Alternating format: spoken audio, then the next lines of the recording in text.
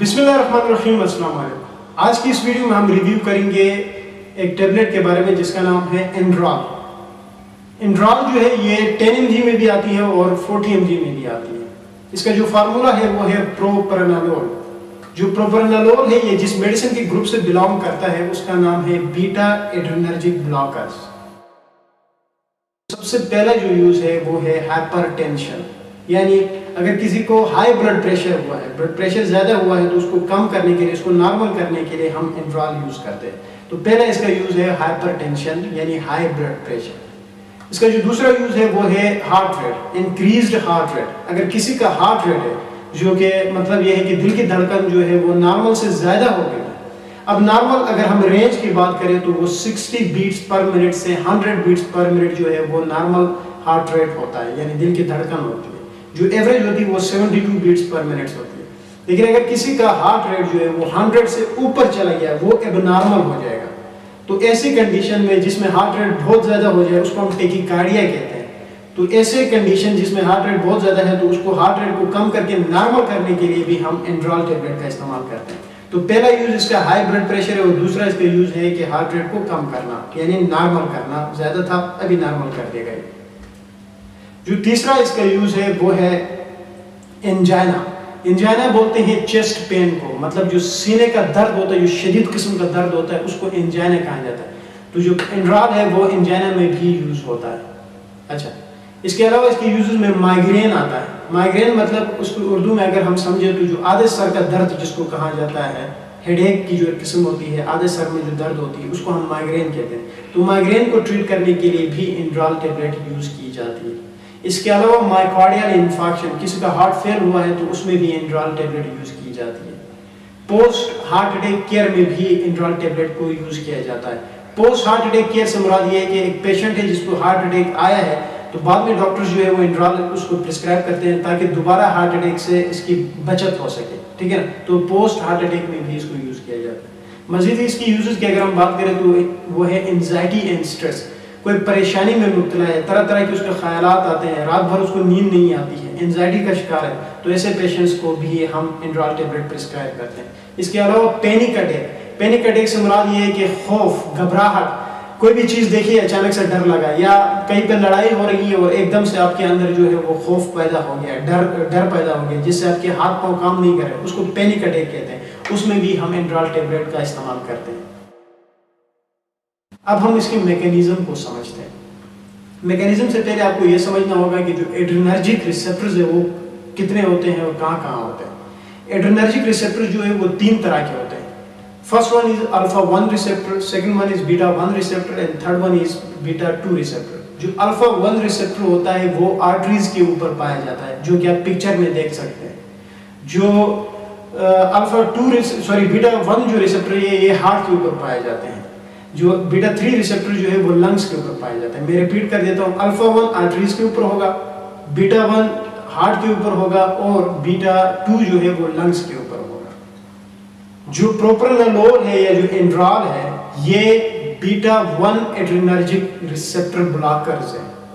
यानी ये क्या करेंगे कि ये बीटा 1 जो रिसेप्टर है हार्ट के ऊपर, इस रिसेप्टर को ये जो एंड्रॉल टेबलेट है ये ब्लॉक करेंगे और जब ये रिसेप्टर ब्लॉक हो जाएंगे तो इसकी वजह से हार्ट रेट जो है वो कम हो जाएगा।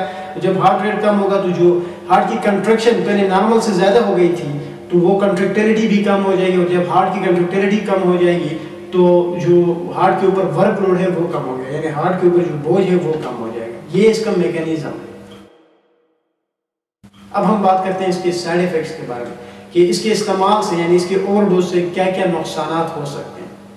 तो सबसे पहले मैंने आपको पहले यूजेस में बता दिया कि इसको हम यूज करते हैं हाइपरटेंशन में, यानी किसी का अगर ब्लड प्रेशर ज्यादा है तो अब एक पेशेंट है जो कि हाइपरटेंसिव है, आपने उसमें एंड्रॉल टेबलेट का आपने यूज किया तो आपने इतना यूज किया कि जितना उसकी नीड थी उससे ज्यादा यूज किया, ओवरडोज कर दिया, तो वो पेशेंट हाइपरटेंसिव में जाता है, हाइपोटेंसिव में जाता है। मीन्स उसका पहले ब्लड प्रेशर हाई था, आपने इस टेबलेट को दे के ओवरडोज करवाया तो उसका ब्लड प्रेशर अभी बिल्कुल गिर गया, इवन कि वो शॉक में भी जा सकता है, उसको हम हाइपोटेंशन कहते हैं। तो इसका पहला साइड इफेक्ट है वो हाइपोटेंशन है। दूसरा इसका साइड इफेक्ट ये है कि इससे इस्तेमाल से पेशेंट को अस्थमा हो जाता है, दमे की जो बीमारी होती है जिसमें सांस लेने में तकलीफ हो जाती है, जो दमा वाली बीमारी उसको अस्थमा कहते हैं। तो दूसरी इसकी जो साइड इफेक्ट है वो है अस्थमा। तीसरा है हाइपोग्लाइसीमिया। हाइपोग्लाइसीमिया मतलब ये है कि इसके इस्तेमाल से पेशेंट्स के अंदर ब्लड शुगर लेवल जो शुगर है वो कम हो जाती है, इसको हम हाइपोग्लाइसीमिया कहते हैं। तो इसके साइड इफेक्ट में हाइपोग्लाइसीमिया भी है। कॉन्ट्राइंडिकेशन बड़े ही आसान है, अगर आपको साइड इफेक्ट का पता चले तो कॉन्ट्राइंडिकेशन आप समझ सकते हो। मैंने पहले भी कहा साइड इफेक्ट में कि हाइपोटेंशन हो सकता है इससे। तो अगर एक पेशेंट है वो हाइपोटेंसिव है यानी उसमें ब्लड प्रेशर कम है, तो ऐसे पेशेंट में आप इंड्रॉल नहीं दे सकते, ठीक है, क्योंकि आप एक पेशेंट हाइपोटेंसिव, क्योंकि ये उसमें साइड इफेक्ट इसके साइड इफेक्ट है, तो अगर आप हाइपोटेंसिव पेशेंट में दोगे हाइपोटेंसिव पेशेंट में तो मजीद वो शॉक में जा सकता है। तो पहले इसका कॉन्ट्राइंडिकेशन है हाइपोटेंशन। दूसरी इसकी कॉन्ट्राइंडिकेशन है हाइपोग्लाइसीमिया, किसी का अगर शुगर लेवल कम है तो उसमें भी आप नहीं दे सकते।